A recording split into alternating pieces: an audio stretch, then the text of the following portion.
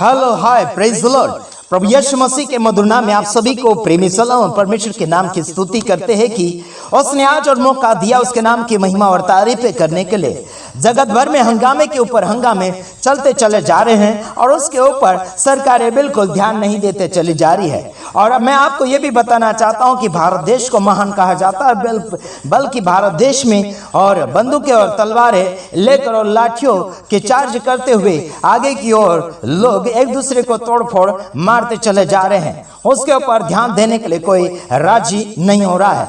हालांकि मैं आपको ये भी बताना चाहता हूं कि मेरे पास फोन के ऊपर फोन आते चले जाते हैं और उनकी सेफ्टी के लिए मुझे पुकारते हैं। बल्कि मैं आपको ये कहना चाहता हूं मेरे भाइयों बहनों, आपको खुद की सेफ्टी के लिए आपके अधिकार को आप निभा लेना चाहिए। जो भी आपको अधिकार परमेश्वर की ओर से या फिर आपको अधिकार मिला है, जो आपको अधिकार मिला है उस अधिकार को आपको अपना लेना चाहिए। और जो सरकार की ओर से आपको अधिकार मिल चुका है उस अधिकार के साथ में होकर आपको बढ़ लेना चाहिए। हालांकि किसी को डरने की आवश्यकता नहीं। जगत भर की कोई भी सरकार होगी, कोई भी पुलिस होगी, उनको डरने की आवश्यकता नहीं, लेकिन परमेश्वर के वचन के साथ आपको बढ़ लेना चाहिए। हालांकि आपको ये भी बताना चाहता हूं कि आप परमेश्वर के राजपथधारी याजक हैं और आप एक सादे सुधे व्यक्ति बिल्कुल नहीं। जैसे कि पहला पत्रस उसका 2:9 में आपको देखने के लिए मिल जाता है। आप राजपथधारी याजकों का समाज है और आप एक चुना हुआ वंश है। आप किसी से कम नहीं। मेरे भाइयों बहनों, आपको परमेश्वर ने अलग कर लिया है। आपको संसार में मिक्स नहीं होना है। संसार के पाप और गंदगियों में आपको जीवन नहीं व्यस्त करना है, बल्कि आपको जीवन परमेश्वर के वचन के साथ व्यस्त कर लेना चाहिए। कई बार लोग बोलते हैं कि हम बिजी है।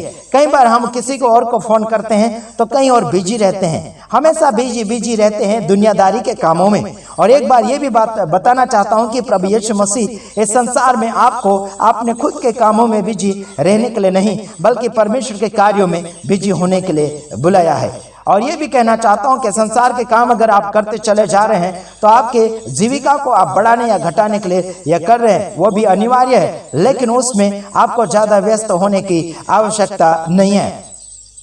यीशु के बिना हम अधूरे हैं और यीशु मसीह हमारे अंदर आ जाते हैं तो हम परदेसी नहीं हैं। हम एक देश के वासी हैं, जिस देश का नाम है सिय्योन देश, जिसे दूसरी भाषा में स्वर्गीय देश कहा जाता है।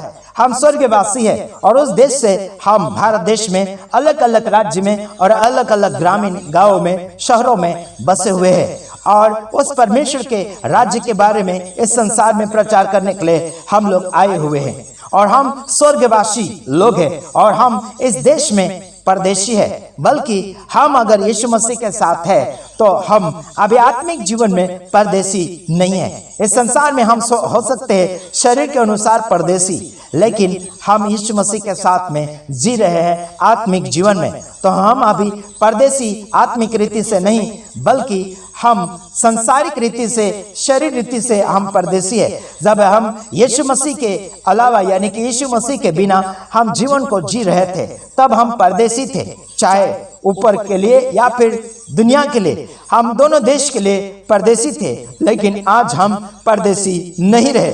ये सारी दुनिया प्रभु यीशु मसीह की है, लेकिन इस दुनिया में हम कुछ ही वर्षों तक रहने वाले हैं। जब तक आपका शरीर का उम्र रहेगा तब तक आप यहाँ पर रह सकते। अगर शरीर का उम्र आपका पूरा होने के बाद आपको यहाँ से चल लेना पड़ेगा। और शरीर के साथ अगर आप जी रहे हैं तो इस शरीर को अच्छी रीति से आप इस्तेमाल कर लेना चाहिए और अच्छा कार्य भी कर लेना चाहिए। हालांकि आपको आगे की ओर बढ़ते चले जाना चाहिए, पीछे की ओर नहीं।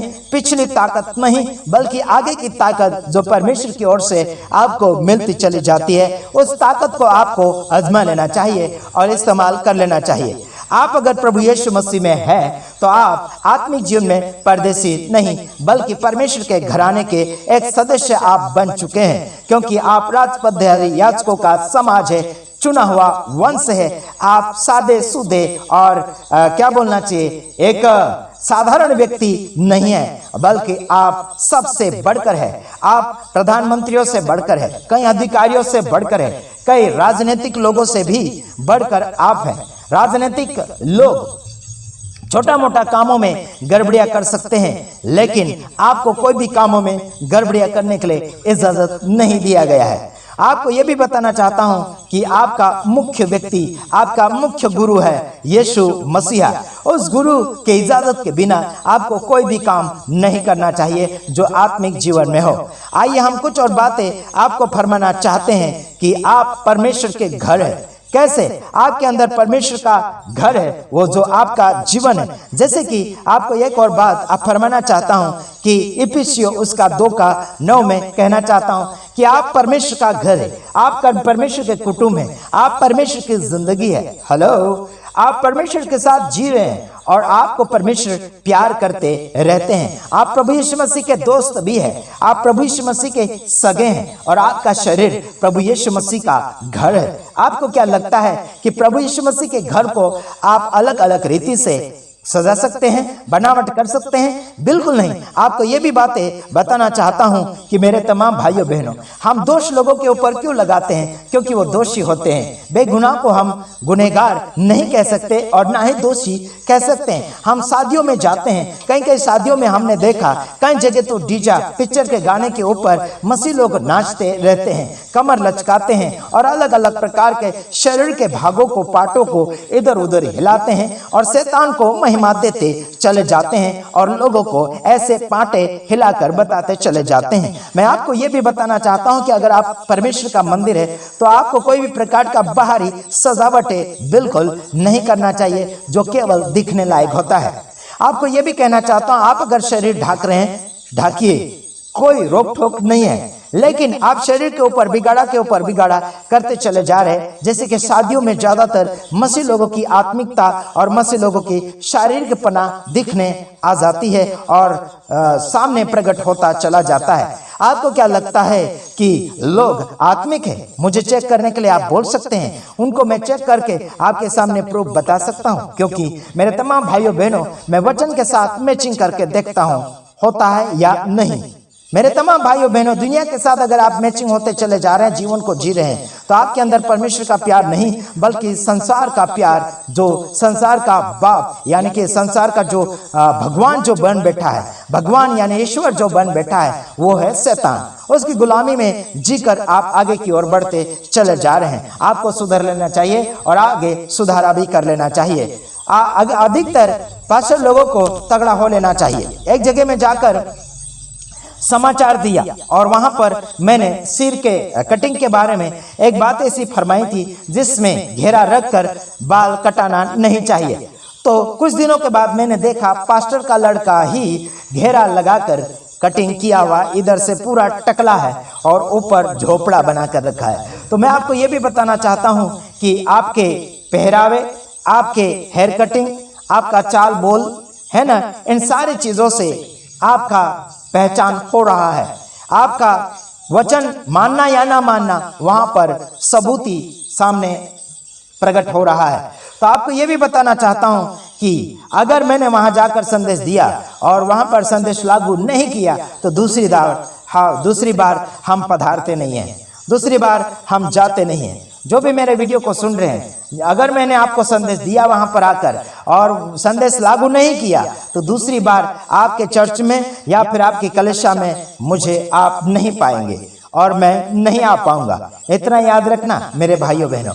और मैं कहीं भी जाने के लिए पैसा नहीं लेता हूं, ठीक है? मेरे खर्चे से मैं आता हूं क्योंकि मेरे फॉलोअर माहिर और ताकतवर है, क्योंकि वो मुझे कहीं भी क्या बोलना चाहिए, कहीं भी हाथ फैलाने नहीं देते।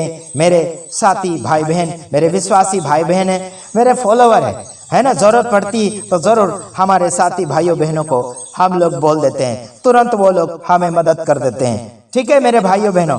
ऐसे विश्वासी भाइयों बहनों को तैयार करें जो अपने प्रचारक या फिर अपने शिक्षक सिखाने वाले को कभी भी कमी घटी ना पड़ने दे। आखिर परमेश्वर है ही, लेकिन साथ ही साथ हमारे फॉलोअर भाई बहन, जो हमारे रिश्तेदार, हमारे परिवार के लोग जो है आत्मिक परिवार, वो हमें जरूर आगे बढ़ने के लिए सपोर्ट कर रहे हैं। आप सभी का हम शुक्रगुजारी है और धन्यवादी है। प्रभु आप सबको आशीषित करें। मैं ये भी कहना चाहता हूँ कि आप विशेष व्यक्ति है, आप साधारण व्यक्ति नहीं है। आप कभी भी कभी भी अकेला मत समझिए, प्रभु आपके साथ है, साथ ही साथ हम भी आपके साथ हैं। और आपको ये भी बताना चाहता हूँ, कोई भी व्यक्ति मुझे फोन करता है तो उससे पहले आपको जानकारी ले लेना चाहिए कि आपने मेरे वीडियो के अंदर वाला संदेश लागू किया है या नहीं। अगर संदेश लागू नहीं किया होगा तो